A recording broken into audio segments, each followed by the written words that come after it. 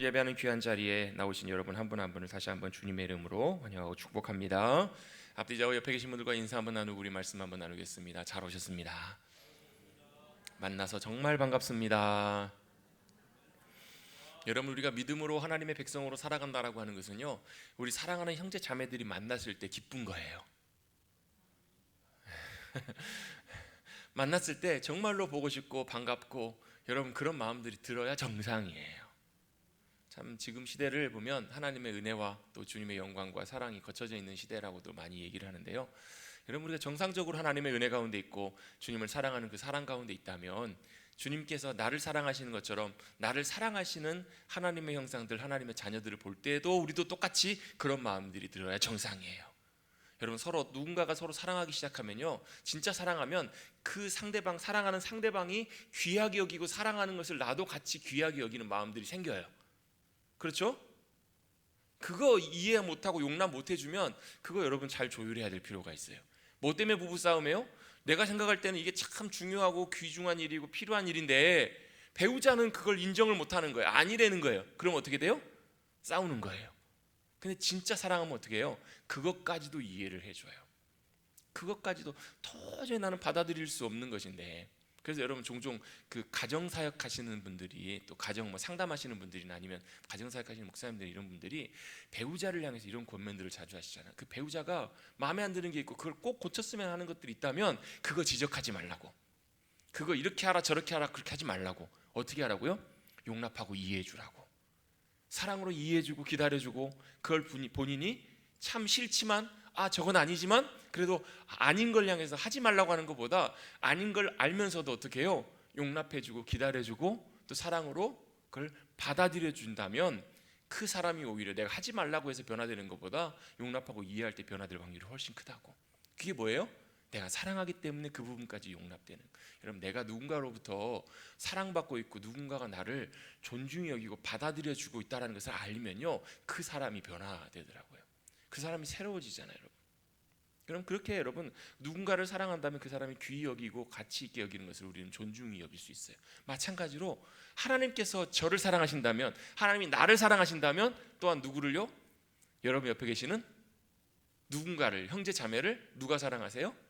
하나님이 사랑하신다라는 거예요. 그래서 함부로 여기는 것을 하나님께서는 참 싫어하세요. 저도 부모가 돼 보니까 그 마음을 좀 이해를 하겠어요. 저도 저희 동생이랑 참 사랑으로 잘 지냈습니다. 정말 잘 지냈어요. 뭐 모르겠어요. 동생은 잘했던 것 같은데 문제는 저한테 있었던 것 같아요. 참 잘 지내가지고 때때로 막 성질도 많이 내고 때때로 막 때리기도 많이 때리고 얼마나 사랑으로 잘 괴롭혔는지 모르겠어요. 근데요, 지금 돌아놓고 보면 저희 그때 부모님께 참 많이 혼났던 것 중에 하나가 뭐냐면, 저는 이제 그게 억울했던 거예요. 아니, 잘잘못을 따져봐야지. 왜 싸우는데 싸우는 것 같고 오빠가 더 잘해야지, 오빠가 용서해줘야지, 왜 그래? 그 막 혼난 그걸 이해를 못했었는데 지금 제가 자녀들께 보면서 그런 마음이 똑같이 들어요. 애들은 뭐예요? 자기 입장에서밖에 안 보잖아요. 자기 입장에서 볼 때는 언니가 잘못한 거고 자기 입장에서 볼 때는 동생이 잘못한 거예요. 근데 엄마 아빠 입장에서는 뭐가 제일 중요해요? 서로 비난 안 하고 서로 잘 지내는 것이 참 중요해요. 왜요? 엄마 아빠 입장에서 볼 때는 요놈도 귀하고 요놈도 귀하거든요. 요놈도 사랑하고 요놈도 사랑하는데, 내가 사랑하는 요놈이 내가 사랑하는 요놈을 요놈 함부로 대하면 내가 사랑하는 요놈이 요놈을 함부로 대하는 걸 통해서, 잘 이해하고 계시죠 지금요? 속상한 거예요. 마음이 좋지 않은 거예요. 그럼 마찬가지예요, 여러분. 그래서 여러분 이웃을 내 몸처럼, 뭐 문제 있으십니까? 이놈이 요놈이. 그러니까 여러분, 왜 이웃을 내 몸같이 사랑하라 주님 말씀하셨냐면, 하나님은 나를 사랑하시는 것처럼 너도 사랑하시기 때문에 그래요. 다시 한번 인사 한번 나누겠습니다. 당신도 사랑하신답니다. 당신도 사랑하신답니다. 당신도 사랑하기 때문에 귀히 여기라는 거예요. 그래서 여러분, 진짜 하나님의 공동체는요, 뭐 하는 거예요? 이곳에서 하나님의 나라가 임하는 거예요. 그래서 서로 사랑으로 우리의 마음에 막힌 담들이 흘려지고 막힌 담들이 열려지고. 제가 예전에 교회 사역하면서 참 제 개인적으로 마음 아프고 참 뭐랄까요, 좀 마음이 좋지 않았던 것 중에 하나가 그거예요. 다 좋아요. 역사도 오래되고 참 좋은 교회인데 제 눈에 봤을 때는 그게 보이더라고요. 뭐냐면 겉으로는 별로 티를 안 나도 속으로는, 안에서 드러놓고 보면 다 갈등들이 있고요. 그 안에 막 담들이 얼마나 견고하고 높은지 여리고성보다 더 견고한 성이 있어요. 주님이 우리의 산성이 되어 주셔야 되는데 서로가 자기들에게 성을 쌓아요. 그래가지고 누가 한 명 등록하거나 오면 보이지 않게 막 암투가 벌어져요. 그래가지고 좋은 사람이다 그러면 우리 편으로 내 편으로 해가지고 하다가 이 편에서 저 편으로 가면 아무튼 좀 그런 일들이 굉장히 많이 보였어요. 뭐 사람 모인 곳이니까 그럴 수 있겠죠. 그런데 우리가 지향해야 되는 것은요, 세상이 하는 것처럼 똑같이 그렇게 하는 것이 아니라 우리가 지향해야 되는 건 뭐냐면 하나님의 나라를 우리는 바라보고 가야 되는 거예요. 그럴 때때로 용납하기 어려울 때도 우리는 마음을 열고 때때로 우리가 손 내밀 필요가 있고 또 이해하고 받아들이고 그 안에서 하나님이 주신 사랑으로 은혜로 서로 하나가 되는 그런 귀한 역사들이 우리 믿음의 공동체 가운데 나타날 수 있게 되기를 주님의 이름으로 축복합니다. 그래서 우리는 믿음 생활하면서 신앙 생활하면서 중요한 많은 것들이 있지만 가장 중요한 것 중에 하나는 뭐냐면 바로 우리가 주님을 믿고 따라간다고 할 때 주님이 기뻐하시고 귀하게 여기시는 것이 무엇인지를 우리도 귀하게 여기고 따라가야 될 필요가 있다는 거예요. 아멘. 여러분, 우리는 신앙생활할 때 처음 믿음 생활하고 신앙생활할 때는 뭐가 제일 중요하냐면요, 내가 중요하게 여기고 내가 귀한 것이 제일 중요해요. 그런데 여러분, 우리가 믿음이 자라간다는 것, 우리의 믿음이 성장해가고 성숙해 간다는 것은 뭘 의미하는 것인가? 여러 가지 의미가 있겠지만 그 중에 하나는 뭐냐면 내가 중요하고 내게 필요하고 내가 원하는 것에서 어떻게 해요? 하나님이 중요하게 여기시고 하나님이 원하시고 하나님이 기뻐하신 일들로 내 초점과 방향들이 옮겨져 가는 거예요. 그게 여러분 우리의 믿음의 신앙의 성숙이에요. 여러분, 우리의 신앙생활을 딱 한마디로 신앙생활이 뭔가라고 이렇게 정리해 보면요, 하나님을 아는 것, 하나님을 사랑하는 것, 이렇게 정리할 수 있어요. 호세아 6장 말씀해 보면 힘써 여호와를 알라. 여러분, 하나님을 알고 계십니까? 도를 아십니까? 하나님을 아십니까? 여러분, 하나님을 안다라는 것은요, 그냥 하나님은 전능하신 분이시고 하나님은 위대하신 분이시고 나를 사랑하신 분이시고 하나님은 참 잘 아시죠? 여러분, 우리가 그냥 머릿속으로만 아는 것이 아니라 하나님을 안다라는 것은요, 실제로 내가 경험해서 아는 거예요. 내가 진짜 내가 만나본 하나님 이런 분이시라. 여러분, 물론 이건 단순히 자의적인 의미만 말하는 것은 아니에요. 성경에 나와 있는 하나님에 대해서 내가 실제적으로 욥이 고백했던 것처럼 내가 이전까지는 귀로만 주님에 대해서 들었다라는 거, 하나님 이런 분이시구나 이렇게 들었다가 이제는 어떻게 해요? 그 고난을 다 지난 다음에 그가 고백했던 고백은 뭐냐면 내가 이제는 눈으로 주님을 배웠고 알겠습니다. 그걸 고백하게 되잖아요. 여러분, 우리가 주님을 알게 될 때 이 하나님 전능하신 분이시구나라는 걸 알게 될 때 어떤 일이 벌어지냐면 내 앞에 불가능한 일들이 있어도 낙심치 않아요. 두려워하지 않아요. 왜요? 나는 알아요. 뭘요? 우리 하나님 전능하신 하나님이시라는 걸 알아요. 오래 살다 보니까 제 아내가 종종 저한테 그런 얘기를 해요. 이제 알겠다는 거, 대충 조금은 모르는 부분이 아직도 많지만. 그래서 서로 부딪히고 서로 싸우려고 하다가도 여전히 지금도 싸우고 부딪힐 때 많지만 딱 하다가 어떻게 해요? 순간 제가 여기서 더 넘어가서는 이거 안 되겠다 싶어서 아내가 먼저 쑥쑥이를 많이 한다는 거예요. 물론 저도 그럴 때 있습니다. 저도 그럴 때 있긴 있어요. 근데 왜 그런 일들이 벌어지는가? 저는 이제 저희 아내와 연애 기간이 길진 않았어요. 실제로 이제 만나고 결혼하기까지 4개월밖에 시간이 없었어요. 물론 이제 좀 그나마 좀 내세울 수 있는 게 있다면 일주일에 6일을 만났어요. 일주일에 6일을. 제가 이제 대학원 졸업하고 그 백수 시절이었기 때문에 파트타임으로 이제 금토 주일만 이렇게 교회에 가게 되고 나머지 낮에는 남으니까 집사람 퇴근하면 앞에 가서 기다리고 있어요. 차 가지고 가가지고 매일매일 거의 주일날도 사역 끝나면 가서 저녁에 같이 식사하고 만나서 많이 오랫동안 만났어요. 근데 결혼해서 보니까 뭐예요? 결혼해서 보면 현실은 현실이잖아요. 얼마나 첫해 진짜 얼마나 많이 싸웠는지 몰라요. 저희 첫 큰아이한테 참 미안해요. 큰아이가 이제 결혼하고 2달 만에 아이가 생겨가지고 1월에 결혼하고 12월에 이제 말에 12월 아이가 태어났는데 아이는 뱃속에 있을 때 엄마 아빠의 그 진면목을 진짜 많이 경험했을 거예요. 얼마나 많이 다투고 얼마나 많이 싸웠는지 모르겠어요. 왜 그래요? 왜 싸워요? 서로 여러분 30년을 따로 살아오던 그 인생의 걸음들이 같이 한 걸음으로 걸어 살아가려고 하니까 이게 쉬워요? 어려워요? 안 되잖아요. 서로 잘 안 맞고 서로 다르고 진짜 달라요. 지금도 안 맞는 거는 절대 안 맞아요. 아마 그건 죽을 때까지 안 맞을 수도 있을 것 같아요. 근데 뭐 하는 거예요? 안 맞지만 서로 이제 이해하고 이렇게 사랑으로 이해하면 가는 거잖아요. 여러분, 하나님께서도 마찬가지예요. 하나님께서 우리를 건져내서 하나님의 자녀 삼아 주셨는데 우리가 여러분 한순간에 다 변화되면 얼마나 좋겠어요. 한순간에 정말 천사처럼 쏙 변해가지고 여러분 모든 거 다 하나님과 다 순종하고 맞춰가고 이렇게 가면 얼마나 좋겠냐고요. 근데 그렇게 돼요? 안 돼요? 안 되는 거예요. 잘 안 맞아요. 끝까지 잘 안 맞아요. 그래서 신앙이 성숙해 간다라고 하는 것은 여러분 조금씩 조금 맞춰져 가는 거예요. 그게 바로 뭐예요? 하나님을 알아가는 거예요. 내가 하나님을 알아가면 알아갈수록 뭐 할 수 있는가? 순종할 수 있어요. 내가 하나님을 알아가면 알아갈수록 어떻게 믿음으로 주님을 기대할 수 있어요. 만나봤더니 알아요. 이쯤 되면 아빠가 오겠다라는 걸 알아요. 이쯤 되면 좀 그런 게 좀 있어요. 이제 저희 아내하고도 보면 처음에 아내가 저한테 뭐 사달라 그러면 야, 지금 시간이 몇 시인데 어떻게 지금 그걸 사러 가냐? 이래놓고 저는 어떻게 해요? 가서 사갈 때가 종종 있어요. 일부러 사간다고 얘기 안 하고 가요. 왜요? 점수 좀 더 달라고. 일부러. 그래 이제 집사람이 지금은 별로 안 그래요. 겉으로는 안 사간다고 해놓고도 한 70-80%는 사갈 거라는 것을 이제 어느 정도 짐작을 해요. 그러니까 알아요. 고마워하면서도 한편으로 알아가는 거예요. 누구를요? 하나님을 내가 아는 것, 하나님을 알아가는 것. 그게 여러분 신앙의 본질이에요. 하나님을 알면요 어떻게 해요? 홍해 앞에서도 설 수 있다라는 거예요. 홍해가 갈라지기 전에 뒤로는 애굽의 군사들이 죽이려고 쫓아오고 앞으로는 길이 없을 때에도 모세가 어떻게 해요? 지팡이를 들고 홍해 가운데 설 수 있었던 이유는 뭐예요? 하나님이 어떤 분이신지를 모세는 봤거든요. 떨기나무 불꽃 가운데 임하신 하나님, 또 지팡이를 뱀으로 만드시고 물을 피로 바꾸시고 또 놀라운 일들을 행하신 하나님을 그는 목도했거든요. 또 그 홍해가 갈라지기 전에 하나님께서 그에게 찾아오셔서 말씀하시는 그 주님을 만났거든요. 그 주님을 알 때 그렇구나, 이 주님이심을 알게 될 때 우리는 믿음으로 주님을 더 신뢰하고 따라갈 수 있게 되는 거예요. 뿐만 아니라 어떻게 해요? 그 주님을 더 사랑하게 돼요. 알면 알수록. 주님을 여러분 알아간다라는 거. 여러분 한 목사님 그런 얘기를 하세요. 옛날에 여러분 결혼하면 처음 이렇게 혼례를 하면 첫날 밤에 어떻게 해요? 사람들이 다 가가지고 창호지문에다가, 저도 어렸을 때 집문이 창호지문이었거든요. 할머니한테 맨날 창호지 뚫었다 혼나고 어떻게 해요? 옛날에 이렇게 해가지고 뽁 뚫어가지고 보려고 그래요. 뭘 그렇게 보려고 그래요 남의 일을. 근데 그럼 호기심이 가잖아요. 그러네, 만약에 우리가 창호지문을 요만큼 뚫어가지고 하나님이 어떤 분이신지를 요만큼만 볼 수 있다면 아마 죽은 자를 살리시고 바다를 가르시고 놀라운 일을 이루실, 바다를 가르게 하시든 바다를 건너가게 하시든 역사하실 그 주님을 믿고 신뢰하고 따라갈 수 있을 거라고. 여러분 만약에 우리가 하나님을 요만큼만 보고 알 수 있다면 여러분 이 자리에 여러분 안 앉아 계실 거예요 아마.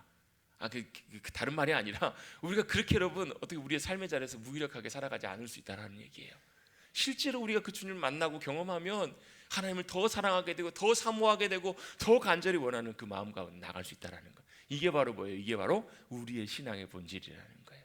같이 한번 따라해 보겠습니다. 신앙은, 믿음은 하나님을 아는 것입니다. 그래서 하나님을 사랑하는 것입니다. 여러분 바로 그것이 신앙의 가장 중요한 본질이고 핵심이라는 거예요. 그래서 여러분 하나님이 기뻐하시고 원하시는 일들을 믿음으로 따라가게 되는데, 여러분 여러 가지 신앙에 많은 것들이 있지만 가장 중요한 것 중에 하나가 바로 뭐냐면, 같이 한번 고백해 보겠습니다. 예배라는 거예요. 여러분 우리가 이제 앞으로 몇 주 동안 우리 이제 피택자들 뿐만 아니라 부르심 받은 일꾼들이 우리가 섬겨야 될 때 우리가 어떤 부분들을 섬겨야 될 것인지를 몇 주를 통해서 나눠보려고 하는데요. 그 첫 번째로 예배에 대한 부분을 좀 나누려고 해요. 예배가 뭐예요, 여러분? 예배를 드리는데 이게 예배인 것 같긴 한데, 예배 딱 하면 이게 사실 우리가 딱 똑부러지게 예배에 대해서 정의하기가 참 생각보다 쉽지는. 여러분 혹시 예배가 뭔지 한번 분명하게 설명해 주실 수 있는 분 계세요? 설명해 주시면 제가 설교 끝낼게요. 주님 앞에 나가는 거. 맞습니다. 다 맞는 표현이고, 아마 여러분 머릿속에서도 예배하면 어떤 이게 예배야, 아마 이제 말로 표현을 잘 하기 어려워서 그렇지 이렇게 아마 인식하고 계신 것들이 많이 있으실 거예요. 그런데 여러분 예배가 참 중요한데, 여러분 예배가 뭔가를 나누기 위해서는 여러분 먼저 하나 전제로 정리하고 넘어가야 될 것이 하나 있는데, 예배에는 두 가지가 있어요. 뭐가 있는가? 예배에는요 의식이 있고 본질이 있어요. 제가 이거는 예전에 예배에 대해서도 한번 몇 주 전에도 나누면서 간단하게 언급했던 부분이죠. 예배는 두 가지가 있는데 뭐가 있다고요? 의식이 있고 형식이 있고 본질이 있다라는 거예요. 자, 의식이 있고 형식이 있고 본질이 있다는 말은, 이 말은 무슨 얘기냐면, 우리는 예배하면 제일 먼저 뭐가 생각나요? 주일날 11시에 이 시간에 와가지고, 지금은 아니지만 옛날에는 땡 하면서 시작했어요. 그렇죠? 땡 하면서 묵도하심으로 하나님 앞에 예배드리겠습니다. 그래갖고 어떻게 해요? 기도하고 찬송하고 또 참회 기도를 하고 우리의 신앙을 고백하고 또 찬송하고 또 기도하고 말씀을 봉독하고, 그 다음에 찬양대가 찬양을 하고, 말씀을 설교 시간에 말씀을 듣고 또 기도하고 봉헌하고 광고하고 교제하고 축도로 예배를 마치는 것. 이게 예배잖아요. 맞죠? 맞아요? 틀려요? 말씀을 해보세요. 맞아요. 근데 이거는 뭐냐면 예배 의식이에요. 이거는 예배의 형식 의식이란 말이에요. 그 말은 무슨 얘기냐면 이거는 예배의 외적인 모습이에요. 우리는 일반적으로 예배하면 예배 의식 이런 것들을 생각해요. 여러분 이걸 좀 더 확대해가지고 극단적으로 표현해보면 뭐라고까지 표현할 수 있냐면 종교 의식이라고도 표현할 수 있어요. 교회뿐만 아니라요, 절에 가보면 절에서야 하는 종교 의식들이 있어요. 성당에 가보면 성당의 의식들이 있어요. 그 의식들까지라고도 이렇게 크게 확장되어서 볼 수 있다는 거예요. 진짜 중요한 것은 예배는 모든 의식들은 종교마다 다 있지만 진짜 중요한 것은 예배의 본질이 무엇인가를 아는 것이 더 중요한 문제라는 거예요. 여러분 예배의 본질은 이 예배의 형식 안에 담겨 있는 거예요. 그래서 여러분 이 의식을 그릇이라고 일반적으로 표현을 해요. 그릇 안에 뭐가 담겨 있느냐가 진짜 중요해요. 제가 예전에 냉면을 굉장히 좋아해가지고 냉면집에 가보면 냉면을 시키면 냉면이 어디 담겨 나오냐면 냉면 그릇에 담겨 나와요. 그런데 여러분 생각해 보세요. 냉면을 시켰는데 냉면 그릇만 나오고 냉면이 안 나오면 돼요, 안 돼요? 안 되잖아요. 냉면을 시켰는데 냉면 그릇은 진짜 외국산 수입산 뭐 몇십만 원짜리 그릇, 화려하고 대단한 그릇에 이 냉면이 딱 담겨 나왔는데 냉면 안에 봤더니 냉면 안에는 진짜 말 그대로 정말로 허접한 수준의 냉면이 담겨 있어요. 그럼 여러분 이 사람들이 냉면집에 와서 만족을 해요, 안 해요? 다시는 그 집 안 갈 거예요. 여러분 냉면집이요, 냉면 그릇이 화려하고 뭐 인테리어가 좋고 다 좋다는 거예요. 그것도 참 중요해요. 서비스도 중요하고. 근데 진짜 제일 중요한 건 뭐예요? 냉면집은 냉면이 맛있어야 돼요. 그 안에 담겨 있는 것들이 중요한 문제라는 거예요. 여러분 예배는 예배 형식도 의식도 다 필요해요. 중요할 수 있어요. 참 뭐 찬양대 찬양도 그렇고 뭐 악기나 이런 것들 이런 부분들도 다 중요한 부분일 수 있겠지만 그것은 뭐냐면 바로 예배의 의식이라는 거예요. 예배 의식이고 예배 형식이에요. 예배 진짜 중요한 본질은 뭔가, 예배 진짜 중요한 부분들은 정말 하나님께서 받으시길 원하시는 예배 본질이 무언가를 우리가 알고 드려지는 것들이 필요하더라는 거예요. 여러분 이런 표현들을 여러분 정리해 볼 때 우리가 자주 쓰는 표현이 있어요. 예배를 본다. 그렇죠. 예배 보러 간다고. 그런 표현 자주 사용하시죠? 뭐 물론 표현을 그렇게 할 수도 있겠지만 진짜 중요한 거는 예배는 보는 것이 아니라 드리는 것이잖아요. 예배는 보는 것이 아니라 예배는 여러분 우리가 그 순서에 참여해가지고 거기에 앉아서 이렇게 순서 진행되는 걸 보고 이렇게 시간을 다 맞추고 오늘 예배 잘 드렸다. 어떻게 해요? 11시부터 저희는 예배가 길어요. 12시 20분 넘어 25분쯤 끝나요. 이 시간에 다 앉아있고 축도 다 끝나고 잘 돌아가는 것, 여러분 이걸 예배를 드렸다, 잘 드렸다 이렇게 얘기하는 것보다 이거는 그냥 우리가 예배 시간에 참여한 거고, 진짜 예배는 뭔가 그곳에서 드려져야 될 진짜 본질이 그 안에 담겨져 있는 것이 바로 진짜 예배라는 거예요.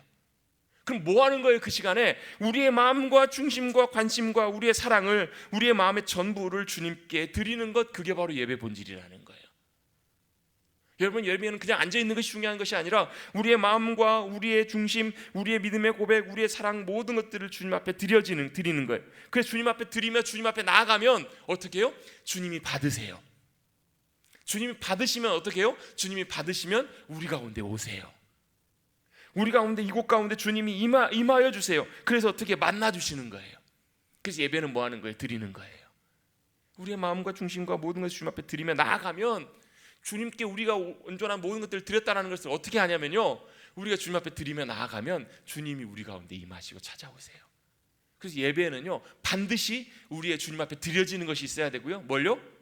우리의 마음과 중심 전부를요. 여러분 우리는 예배는 주님 앞에 우리의 모든 걸, 왜 그러냐면 여러분 사랑하면 다 주고 싶잖아요. 그런 마음 안 드세요? 드세요, 안 드세요? 사랑 안 해보셨습니까? 여러분 사랑이라는 게 뭐예요? 사랑은 진짜 죽어도 아깝지 않고 다 주고 싶은 게 사랑이잖아요. 기어요, 아니어요? 제가 그렇게까지 이렇게 여러분 진짜 사랑하면 다 주고 싶어요. 자식을 사랑하기 때문에 부모는요 자신의 생명까지도 다 주고 싶어요. 차라리 자식이 아파가고 죽어가면 차라리 내가 죽었으면 하는 게 부모의 마음이잖아요. 다 주고 싶은 마음, 그게 사랑의 마음이라는 거예요. 하나님께서는 저와 여러분을 사랑하셔서 하나뿐인 아들 예수 그리스도까지 우리를 위해서 다 주신 하나님이신 줄로 믿습니다. 왜요? 우리 사랑하셔서. 그러면 하나님께서도 우리에게 원하시는 건 뭐냐면 다른 것이 아니고요, 우리도 똑같이 그 주님을 사랑하길 원하세요. 여러분 짝사랑 해보셨어요? 저는 해봤어요. 많이 해봤어요. 저는 맨날 어긋나가지고 핀트가 잘 안 맞아요. 아마 핀트가 잘 안 맞았기 때문에 저희 아내와 만나가지고 잘 살고 있는 것 같아요. 안 그랬었으면 아마 다른 여자 만났을지도 몰라. 이거 제 아내가 들으면 안 되는데 핀트가 잘 안 맞아요, 짝사랑은. 여러분 짝사랑 해보신 분 아실 거예요. 그 마음이 얼마나 여러분 참 쉽지 않은지. 짝사랑하는 사람이 딱 바라는 거 하나예요. 내 사랑을 받아줬으면, 그리고 그 사람도 나를 사랑해 줬으면. 여러분, 하나님께서 짝사랑하게 하시지 마십시다. 예? 이게 무슨 말이에요? 하나님은 우리를 향해서 어떻게 사랑하시냐면 열렬히 사랑하세요. 그래서 다 주시면서 사랑하시는데 우리의 마음은, 우리의 관심은 딴 데가 있는 거, 다른 데가 있는 거, 그게 여러분 하나님 짝사랑하게 만들어 드리는 거예요. 그럼 우리가 할 수 있는 최선의 것들은 뭐예요? 우리도 똑같이 하나님 사랑하는 거예요. 그 주님 사랑. 근데 여러분 우리가 그 하나님의 사랑을 알고 하나님이 우리를 사랑하시는 그 하나님을 알아야 우리도 똑같이 사랑하지, 우리가 하나님 사랑해야지 그런다고 사랑해지는 않더라고요. 우리 찬송가 304장에 보면 그 크신 하나님의 사랑이 있잖아요. 그 크신 하나님의 사랑 말로 다 형용 못하네. 하늘을 두루마리 삼고 바다를 먹물 삼아도 못 쓰던 내려갈 만큼 그 하나님의 크신 사랑이 얼마나 큰지를 우리가 알아야, 우리가 알게 되면 우리도 그 사랑으로 사랑하게 돼요. 여러분, 그래서 아까 우리 신앙의 본질이 뭐예요? 하나님을 아는 거라고요. 뭘 알아요? 하나님의 사랑을 알고, 하나님이 어떤 분이신지를 알고, 그러면 우리도 똑같이 살아갈 수 있게 되거든요. 그렇게 여러분, 하나님 사랑하십시다. 여러분, 자식이 어떻게 효도해요? 자식이 부모의 사랑을 알 때 효도하잖아요. 받은 사랑만큼. 마찬가지로 우리도 하나님을 사랑하는 것, 그게 여러분, 하나님을 사랑해야 우리의 마음을 드리고, 하나님 사랑해야 우리의 모든 걸 드리는데요, 아니니까 여러분 우리의 마음이 다른 데가 있어요. 예배 시간에 여기 앉아 있는데 우리의 마음과 우리의 생각은 어디가 있어요? 세계 일주하고 계시는 분들 계시죠? 계세요, 안 계세요? 있어요, 여러분. 여러분, 예배는 뭐 하는 거라고요? 드리는 거예요. 뭘요? 우리의 마음과 중심을, 사랑을 담아서 드리는 거예요. 주님 앞에 우리를 드리기 시작하고, 우리의 마음을 드리고, 우리의 관심을 드리고, 우리의 전부를 주님 앞에 담아드리기 시작하면 주님이 우리 가운데 찾아오세요.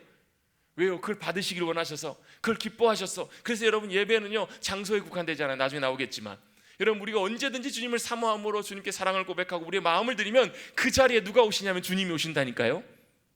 아멘. 네, 그게 여러분 예배의 중요한 본질이라는 거예요. 예배는 주님 앞에 드리는 거예요. 뭘요? 우리의 사랑을, 우리의 마음을. 아멘. 여러분, 그렇게 고백할 수 있게 되는 저와 여러분 되시기를 주님의 이름으로 축복합니다. 그러면 주님이 우리 가운데 오세요. 그럼 어떻게 해요? 우리가 그 주님을 배워요. 만날 수 있어요. 그래서 예배는요 주님과의 만남이에요. 주님과 만나는 그 만남이 있어야 우리가 그 예배 성공한 거예요. 아, 왜요? 우리가 진짜 드린다고 하는데 받는 분이 안 나타나셔요. 그럼 드릴 수 있어요? 없어요? 없는 거예요, 여러분. 아, 그냥 놓고 가면 되잖아요. 여러분, 주님과의 예배는 그런 관계가 아니에요, 여러분. 주님과의 관계는 인격적인 관계예요. 드린다라고 하는 것은 주님이 언제든지 어떤 모습이든, 여러분, 과부의 2렙돈을 주님이 그렇게 기뻐하시잖아요. 그 이유가 뭐예요? 과부는 자신의 전부를 주님 앞에 드리잖아요. 여러분, 전부를 주님 앞에 드리십시다. 오해하시는 분들이 계시지 않으셨으면 좋겠어요. 그럼 뭐 하는 거예요? 물질이 중요한 것이 아니라 그 마음 속에 주님을 향한 그 전부의 마음을 다 담아서 주님 앞에 드릴 때 주님이 그거 다 보고 계시고 알고 계시고, 여러분, 누구의 예배를 주님 받으시길 원하실까요? 과부의 2렙돈을 드렸던 그 마음을, 그 주님 앞에 드려진 그 마음을. 왜요? 물질 2개가 중요한 것이 아니고 2렙돈이 중요한 것이 아니라 그 2렙돈을 드리는 그 마음이 사랑의 마음으로 전부를 담아드리는 그 마음을 주님이 받으시길 원하시기 때문에, 여러분, 주님께서는 지금도 그러한 예배자들의 마음과 중심을 받기를 원하시는 줄로 믿습니다. 하나님 그런 사람들을 찾고 계세요. 그런 마음을 받기를 원하시는 거예요. 그래서 하나님 앞에 드리는 거예요. 그래서 주님이 그 마음을 받으시기를 원해서 우리 가운데 임하시는 것, 그것이 어디일지라도, 그것이 여러분 정말 허름하고 아무것도 아닐지라도, 그것이 여러분 여러분, 우리의 예배는 주님께서, 우리가 심지어 죄송합니다, 용서하고 들으십시오, 화장실에서 우리가 주님 앞에 드린 예배를 주님 받으실 때도 있어요. 우리가 깜깜하게 아무도 없는 그 캄캄한 밤을 걸어갈 때, 그때에도 주님께서 우리의 마음을 드리고 우리의 고백을 드리고 주님을 사모함으로 우리의 전부를 드리길 원합니다라고 고백할 때, 그곳에서 주님이 우리의 예배를 받으시고 찾아오실 수 있다라는 거예요. 언제요? 야곱이 형을 피해가지고 도망갈 때, 바다나람으로 도망갈 때, 도망가는 그곳에서 루스라고 하는 곳, 아무도 없는 곳, 돌베개 베고 잔다는 얘기는 뭐냐면, 아무리 그래도 그렇지 베고 의지할 것이 아무것도 없었으면 그 옆에 있는 돌을 그냥 베고 잤겠냐는 거예요. 아무것도 의지할 수 없고 막막하고 두렵고, 이제는 어떻게 해야 되나, 어디로 가야 되나, 무엇을 해야 되나, 아무것도 모르는 캄캄한 그곳이 어떤 자리로 바뀌냐면, 하나님이 친히 임재하시고 찾아와 주시고 만나 주시는 벳엘, 하나님의 집, 예배 자리로 바뀌는 것을 경험하게 되잖아요. 아멘. 주님께 기쁨으로 드리기를 원할 때 온전하게 우리 전부를 드리며 우리의 마음과 중심과 모든 열정과 모든 것으로 주님 앞에 드리며 사랑으로 주님 앞에 드리며 나갈 때 주님은 받으신다라는 거예요. 그리고 그곳 가운데 임재하세요. 그리고 그곳에서 어떤 역사가 일어나냐면 주님을 만나는 놀라운 역사와 예배의 놀라운 자리들이 일어나는 것, 그게 바로 예배의 중요한 본질임을 꼭 기억하시기를 주님의 이름으로 축복합니다. 다시 한번 정리합니다. 신앙의 본질은 뭐예요? 하나님을 아는 거예요. 더 앞으로 여러분 하나님을 더 귀하게 경험하시고 알아가십시다. 말씀을 통해서 기도함으로 성령님이 충만하심 가운데 우리의 삶의 자리를 통해서, 우리의 삶의 일일이를 통해서 늘상 삶 속에서 하나님을 더 귀하게 경험하게 해주시는 그 주님을 만나면, 경험하게 되면 어떻게 그 주님을 더 사랑하게 돼요. 더 주님을 믿음으로 신뢰하게 돼요.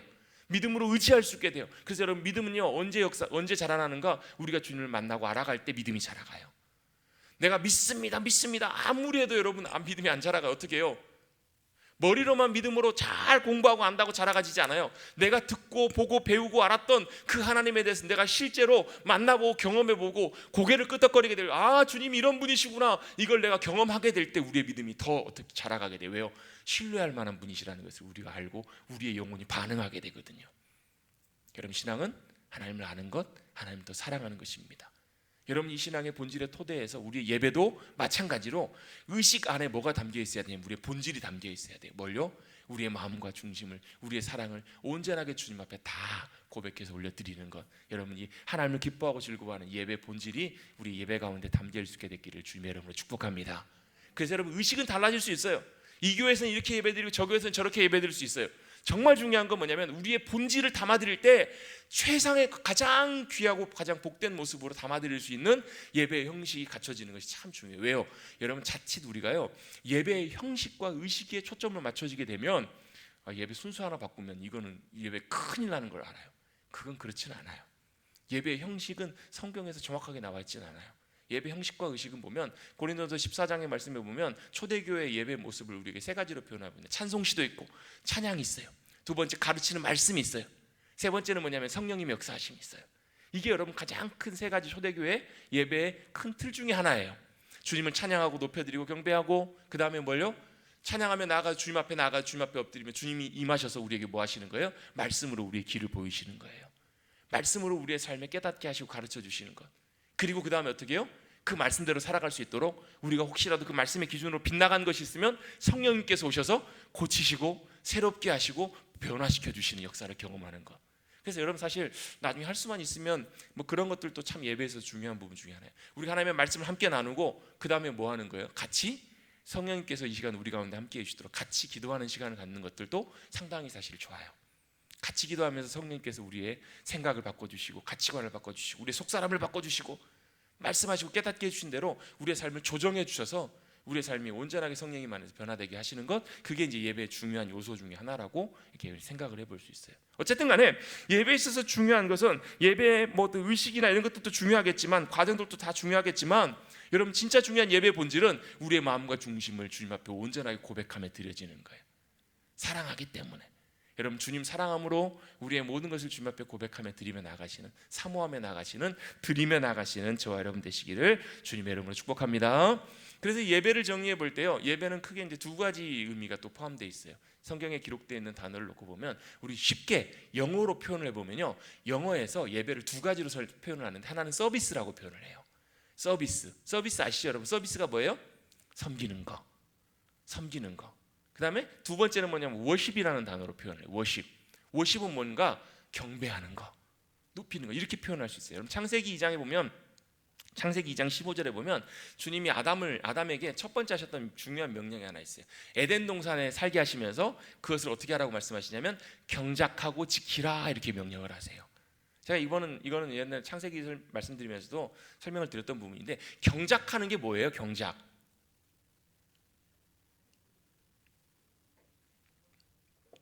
경작한다라고 하면 우리는 어떤 게 먼저 딱 떠오르냐면 농사 짓는 거, 그렇죠? 요즘 뭐 보면 막 수확들을 많이 하시잖아요. 뭐 고구마도 수확하고. 요즘 뭐 제일 많이 거둘 때인가요? 네? 네? 감? 네?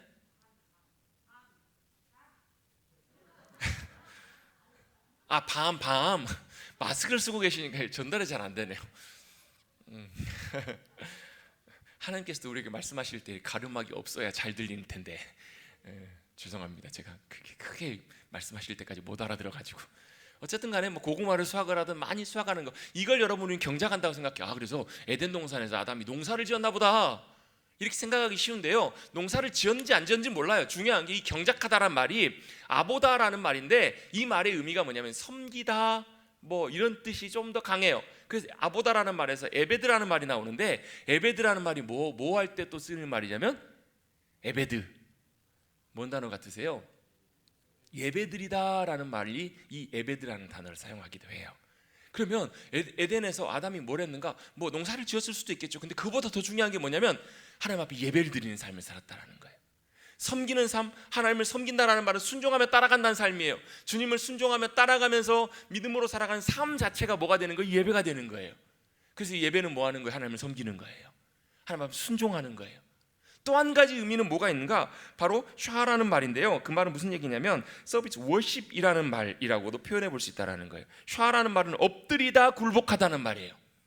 여러분, 워십이라는 말은 worth라는 말이 가치 있다라는 말이에요. 가치. 쉽이라는 말은 뭐 어떤 뭐 가치를 부여하다 뭐 이런 뜻인데요, 워십이라는 말은 가치를 부여하는 거예요. 하나님이 이렇게 귀하고 가치 있는 분이시라는 것을 우리가 인정하고 주님 앞에 어떻게 하는 거예요? 엎드리는 것이 바로 워십이고 예배예요.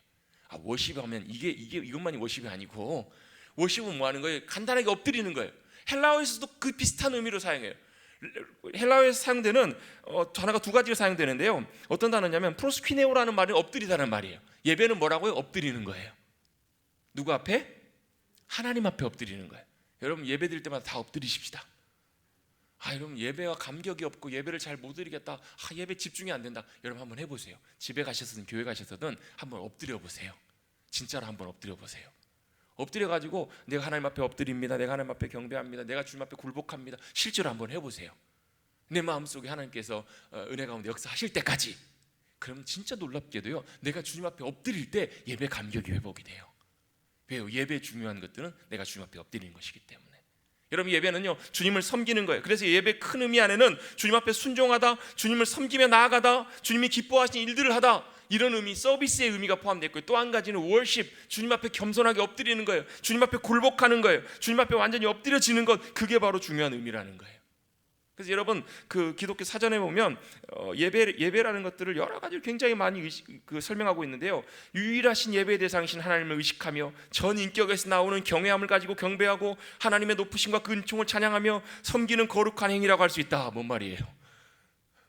말이 어렵죠. 하나님 그분을 우리가 의식하면서 하나님이 그분이 계심을 인정하고, 또 우리의 전 인격과 모든 것으로 하나님을 경외하며 경배하고, 그리고 하나님의 높으심과 그 은총을 높이며 찬양하고, 그리고 주님을 섬기는 거룩한 행위가 바로 예배라는 거예요. 여러분, 예배를 정의할 수 있는 여러 가지 많은 것들이 있겠지만, 여러분 간단하게 다시 예배를 한번 정의해보면 뭐냐면 주님 앞에 엎드리는 거예요. 예배가 뭐라고요? 주님 앞에 엎드리는 거예요. 굴복하는 거예요. 엎드려서 뭐 하는가? 이걸 하는 거예요. 주님의 위대하심과 주님의 행하신 놀라운 일들을 기뻐하며 높이는 거예요. 여러분, 마치 이런 거와 같아요. 여러분, 누군가가 여러분 상을 받을 때 우리가 뭐예요? 옆에서 축하합니다, 상 받기에 합당하십니다, 이야. 근데 여러분, 상 분명 저 사람 받는데 내가 봐도 상 받을 만한 사람이 아니에요. 그럼 어떻게 해요? 이렇게 되지 않겠어요? 그렇죠? 근데요, 하나님은요 우리가 찬사와 경배와 찬송과 영광을 돌리기에 여러분 어떠한 상황 속에서도 충분히 합당하신 하나님이시라는 거예요. 어떠한 모든 상황 속에서도 우리가 주님 앞에 우리의 모든 손바닥을 다 치면서 우리가 할 수 있는 모든 것으로 다 해도 부족한 분이 하나님이시잖아요. 아멘. 그래서 여러분, 예배는 주님 앞에 엎드리는 거예요. 엎드려서 뭐 하는 거예요? 주님의 위대하심과 행하신 일들을 높이며 경배하는 것, 그게 바로 예배라는 거예요. 여러분, 예배는 주님 앞에 나아가서 주님 앞에 엎드리고 주님 앞에 드리는 거예요. 내 만족을 위해서가 아니라 하나님을 온전하게 기뻐함으로 주님 앞에 나아가는 것. 그래서 여러분, 예배는 하나님 앞에 나가는 것인데 어떻게 나가야 되는가? 첫째, 같이 한번 해보겠습니다. 기쁨과 감사함으로. 여러분, 예배드리러 주님 앞에 나갈 때는 기쁨과 감사함으로 나가셔야 돼요. 여러분, 그럴 때 있으시죠? 예배드리러 왔는데 예배드리기 직전에 부부싸움 하고 오셨어요. 예배드리기 직전에 마음이 완전히 막 다 이런. 한 목사님이 그 목사에게서 가장 치명적인 게 토요일 날 저녁에 부부싸움 하는 거라고. 근데 그거보다 더 치명적인 게 주일날 교회 오다가 부부싸움 하는 거라고. 근데 여러분, 부부싸움을 하든 무슨 일이 있든 들어올 때 마음이 막 울그락불그락하고, 어떨 때는 그럴 때 있거든요. 막 화가 막 머리끝까지 나가고 예배드리러 오더라도 예배드리러 이곳 들어오고 주님 앞에 나올 때는 여러분 어떻게 주님 앞에 나가시라고요? 기쁨과 감사함으로 주님 앞에 나가시라고요. 아멘. 그게 바로 예배로 주님 앞에 나가는 거예요. 왜요? 우리가 어떤 상황에 있든 어떤 마음의 감동이 있든 그것과 상관없이 하나님은 우리가 기뻐하며 감사하며 나가시기 조금도 부족함이 없는 하나님이시기 때문에. 여러분, 그래서 성경에 나와 있는 예배자들의 모든 특징들이 다 있어요. 그들은요 정말로 기뻐함으로 감사함으로 자원해서 주님 앞에 기쁨으로 나아가는 것을 보게 돼요. 오늘 본문에서 주님께 세우셨던 주님의 사람들도요 기뻐함으로 주님 앞에 나아가는 것을 볼 수 있어요. 예배는 주님 앞에 나아가는 것인데 어떻게 나가시라고요? 기뻐함과 감사함으로 주님 앞에 나가는 거예요. 두 번째로 주님 앞에 나갈 때는 어떻게 나가는가? 내 의로 나가는 것이 아니라 하나님의 공의와 은혜와 긍휼만을 구하면서 나가는 거예요. 그래서 여러분 주님 앞에 나갈 때는요 내가 잘나서 나가는 것이 아니라고요. 제가 항상 농담처럼 말씀드리는데 그 예배당 들어올 때마다 그 앞에다 발판 하나 놓고 거기다가 은혜라고 써야 된다고. 우리가 주님 앞에 나갈 수 있는 것은요 내 공로로 나가는 것이 아니라 철저하게 하나님의 은혜를 힘입어서 나가는 거예요. 자격 없고 주님 앞에 내세울 수 있는 거 하나도 없고 주님 앞에 나갈 수 있는 그런 조건이나 아무것도 안 되지만, 그래서 뭐예요? 애통하며 안타깝고 내게 참 마음이 어렵고 불편하지만 그럼에도 불구하고 뭘 의지해서 나가는 거예요? 하나님의 은혜와 긍휼을 의지해서 주님 앞에 나가는 거예요. 그래서 여러분 도저히 주님 앞에 못 나가실 때 있잖아요. 내가 어떻게 이래갖고 주님 앞에 예배드려. 그럴 때 오히려 주님 앞에 더 나가셔야 돼요. 왜요? 내가 이렇기 때문에 주님의 은혜와 긍휼을 의지해서 주님 앞에 나가는 것, 그게 바로 중요한 예배라는 거예요. 할렐루야. 그렇게 또 주님 앞에 나가셔야 되고, 또 어떻게 주님 앞에 나가셔야 되는가? 사모하고 구하는 마음으로. 그래서 주님이 구하는 심령 가운데 반드시 찾아와 주실 것을 믿음으로 의지하면서 주님 앞에 나가셔야 돼요. 자, 좀 말이 복잡하지만 이런 거예요. 주님을 간절히 사모하고 찾는 이들에게 반드시 주님이 오신다라는 거예요. 우리가 여러분 예배 드릴 때마다 여러분 그런 믿음을 가지고 나가셨으면 좋겠어요. 주님 간절히 사모하고 구하는 이곳 가운데 주님이 임하실 줄로 믿습니다. 여러분 우리가 예배 가운데 해야 될 가장 중요한 것은 바로 이거예요. 주님 예배 가운데 임재하여 주옵소서. 우리가 항상 찬양하고 예배로 주님 앞에 나가잖아요. 예수 우리 왕이여 이곳에 오시옵소서. 지존하신 주님 앞에 우리가 엎드려 경배합니다. 예수님 경배합니다. 이곳 가운데 오시옵소서. 여러분 예전에 한번 잠깐 했던 임재라는 찬양도 있어요. 지금 이곳에 주님 임하시옵소서. 이곳에서 주님 앞에 드린 예배를 받으시옵소서.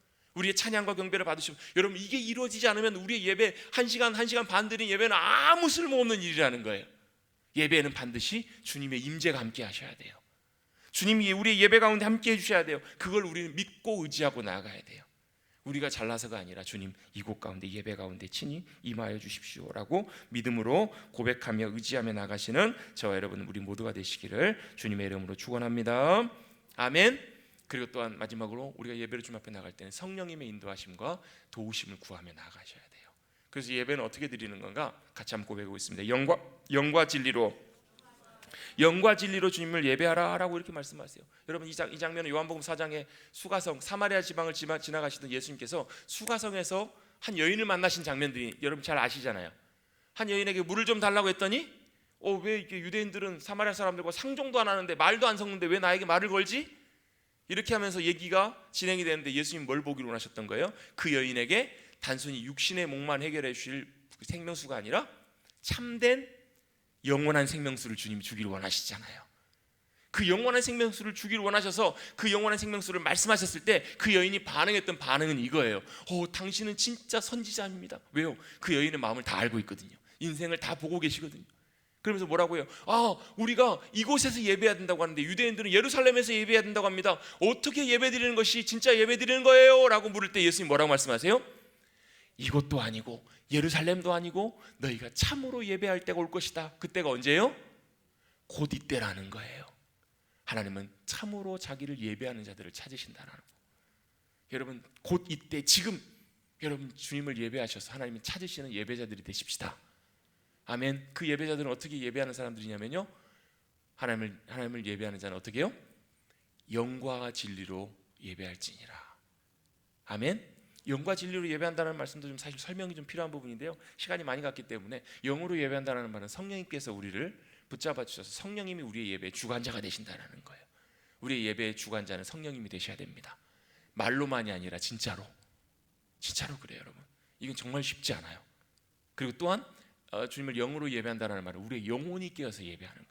여러분 우리의 머리로만 예배하는 것이 아니라 우리의 영혼으로, 우리 영혼이 성령님을 통해서 깨어서 영이신 주님을 예배할 수 있게 되기를 주님의 이름으로 축복합니다. 왜요? 하나님은 영이시기 때문에 그래요. 하나님은 영이시기 때문에 눈에 보이진 않으세요. 근데 어떻게 해요? 영이시기 때문에 우리가 영으로 주님을 사모하고 예배하기를 원하면 언제든지 그곳 가운데 함께 하실 수 있는 하나님이시라는 거예요. 그게 바로 영이신 하나님, 또 우리가 그 주님을 영으로 예배해야 되는 중요한 목적과 이유라는 거예요. 진리로 예배한다는 말은 진리의 말씀에 동의해서, 예를 들면 이런 거예요. 우리가 도저히 하나님을 예배할 수 없는 상황이지만 하나님을 예배받기 합당하신 하나님이시라는 것을 내가 동의하고 믿음으로 고백하면서 예배하는 것, 이게 바로 진리로 예배하는 거예요. 또 진리로 예배한다는 것은 하나님의 역사심을 깨닫게 하셔서 하나님을 더 알아감으로 주님을 예배하는 것. 나중에 이 부분은 제가 또 나중에 예배에 대해서 말씀을 드릴 때 다시 한번 좀 더 다루도록 하겠습니다. 하나님은 영과 진리로, 즉 성령님의 인도하심을 따라 예배드리는 자들, 그렇게 주님 앞에 믿음으로 나오기를 원하신다라는 거예요. 할렐루야. 같이 한번 믿음으로 고백해 보겠습니다. 하나님은 영이십니다. 그래서 여러분, 육신으로 우리의 눈으로 볼 수 있는 분은 아니세요. 다만 우리의 영혼이 깨어서 주님을 예배하기를 원할 때 그곳 가운데 주님은 찾아오실 수 있는 하나님이시라는 것. 그래서 언제든지 우리의 영으로, 우리 중심으로 주님을 예배하는 자들을 찾고 계시고 그곳 가운데 함께 하신다라는 거예요. 두 번째로, 하나님은 찬양과 존귀와 영광을 받게 합당하신 하나님이세요. 여러분, 차범근, 박지성, 손흥민, 우리나라 축구계의 스타들이잖아요. 그 사람들은 축구에 있어서만큼은 존경받고 박수받을 만한 조건이 돼요, 안 돼요? 돼요. 김연아 선수, 그렇잖아요. 우리가 충분히 여러분 박수 칠만 하잖아요. 박찬호, 박세리 충분히 가능하잖아요. 하나님은요, 우리가 언제 어느 자리에서라도 주님을 찬양하며 높여드리며 경배하기에 조금도 부족함이 없는 하나님이시라는 거예요.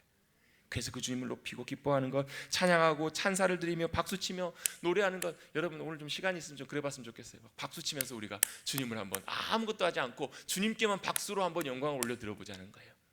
그러면 어떤 일이 벌어질까요? 우리가 손을 들고 주님을 한번 높여보자고요. 아무것도 하지 않고 손을 들고 주님 이 시간 기다리면서, 내가 이 시간 손을 든다는 의미가 여러 가지 의미가 있지만요, 손을 들고 주님을 높이며 경배하며 여러분 이 자리에 한번 서보시자고요. 그러면 여러분 어떤 일들이 벌어지는가? 진짜 예배가 뭔지를 우리가 경험하게 될 수 있을 거예요. 우리의 모든 것을 우리의 전부로 주님 앞에 나와서 송축하며 찬사를 올려드리며 경배하는 것, 그게 바로 예배라는 거예요. 그게 여러분 안 되면 여러분 실제로 여러분 입술에 고백을 한번 높여보십시오. 반대로 일부러 하나님은 찬양받기 합당하신 하나님이십니다, 하나님은 높으신 주님이십니다, 그 주님을 찬송하고 높이며 여러분 한번 고백해 보십시오. 될 때까지. 그러면 놀라운 예배의 은혜와 영광의 길들이 환하게 열려지게 될 줄로 믿습니다.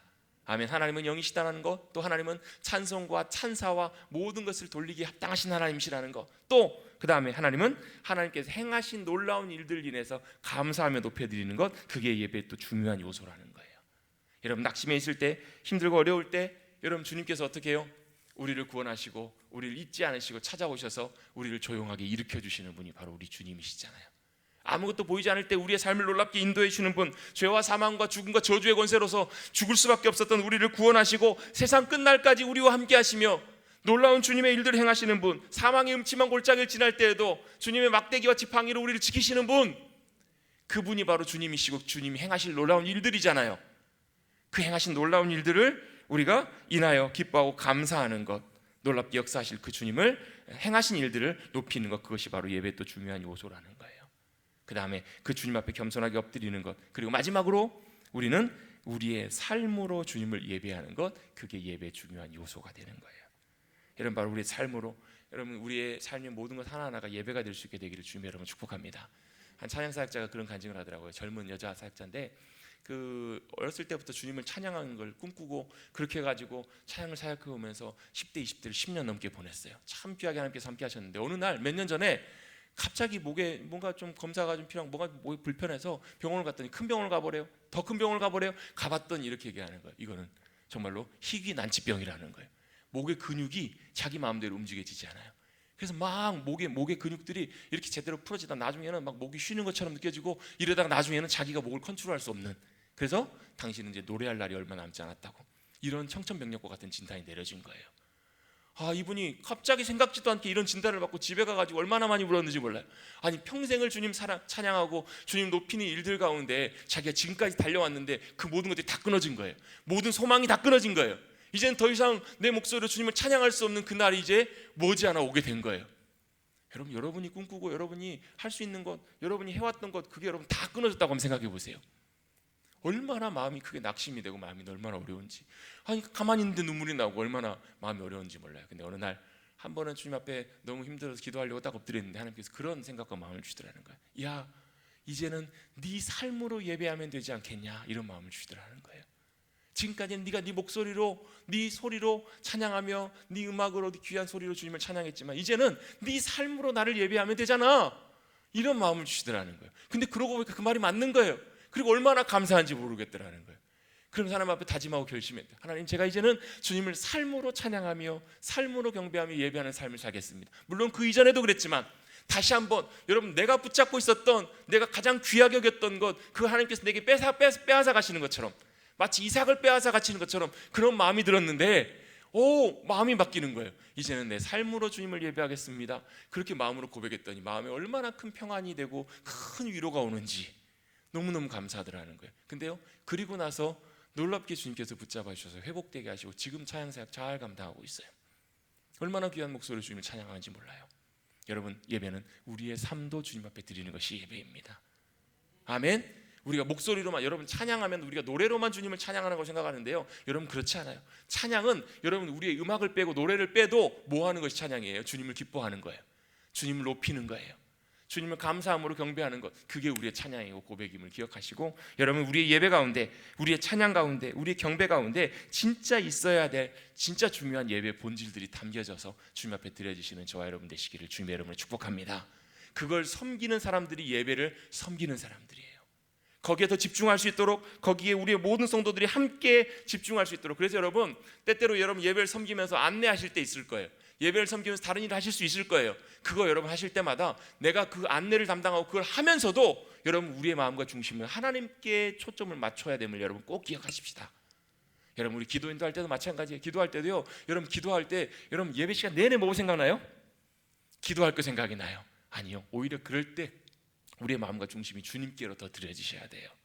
우리가 찬양할 때도 마찬가지고 우리의 모든 것에서 여러분 우리가 하나님께 집중할 수 있도록 맞춰지는 것, 그게 바로 예배를 섬기는 사람들이 제일 중요한 부분이에요. 안내하면서도 사람에게 초점이 맞춰져 있는 것이 아니라 내가 지금 뭐 하고 있는 거예요? 하나님을 예배하고 있는 거예요. 그리고 또 예배를 섬기는 사람들은 많은 사람들이 함께 그렇게 예배를 섬겨가는데 도움이 될 수 있도록 잘 섬기며 잘 챙기는 것, 최선을 다하는 것. 그래서 여러분 그 사람들에게 요구되는 게 뭐예요? 충성이에요. 충실함이에요. 시간, 또 내가 해야 될 일들을 작은 일일지라도 집중해서 충성을 다해서 잘 섬기는 예배 귀한 섬김자들 우리 모두가 되시기를 다시 한번 주님의 이름으로 축복합니다. 무엇보다도 그 예배를 섬기는 사람들이 제일 중요하게 해야 될 것, 기도로 준비하셔야 돼요. 기도로 잘 준비하셔서 주님이 기뻐 받으시는 이곳 가운데 임재하시고 역사하시는 것들을 놀랍게 경험하시는 저와 여러분 우리 모두가 되시기를 다시 한번 주님의 이름으로 축복합니다. 우리 본문 말씀 한 번만 다시 한번 읽겠습니다. 오늘 본문 말씀을 좀 나눴어야 되는데 죄송합니다. 시간이 앞에 부분을 설명하면서 다 나누지는 못했는데 13절 14절 말씀 우리 같이 한번 읽고 찬송하고 기도하겠습니다. 함께 읽습니다. 시작. 나팔 부는 자와 노래하는 자들이 일제히 소리를 내어 여호와를 찬송하며 감사하는데 나팔을 불고 제금을 치고 모든 악기를 울리며 소리를 높여